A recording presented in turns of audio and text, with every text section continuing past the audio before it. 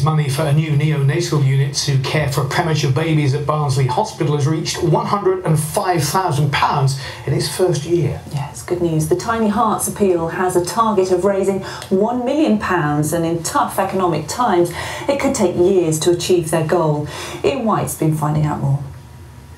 Baby Thomas is a little miracle. Born 3 months early, he weighed just £1 11 ounces. Without the care he received at Barnsley Hospital, he wouldn't have survived. That's how big when he was born, near enough, and that was his blanket for most of his time in hospital, and that was too big for him. It would just spend hours and hours and hours nursing Thomas and other babies, one-to-one care, training you, educating you about having a premature baby and everything. You just can't do enough. They're really, really good.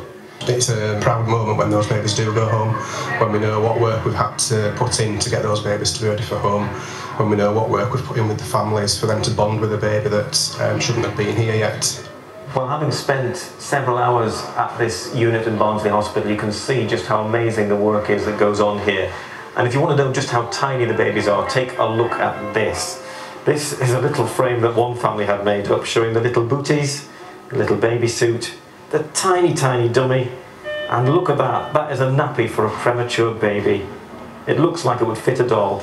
The facilities here are old and cramped, so an appeal is underway to raise £1 million for a new special care baby unit.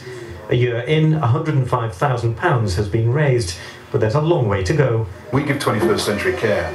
We want 21st century facilities to go with it. And everywhere I go, there's somebody who knows somebody that's had a child in special care baby unit. And as I told you, 12 years ago, my own son was in a special care baby unit, so it touched my heart then. Stephanie Hurst's brother was born prematurely and sadly died a short time afterwards. So she's backing the Tiny Hearts Appeal.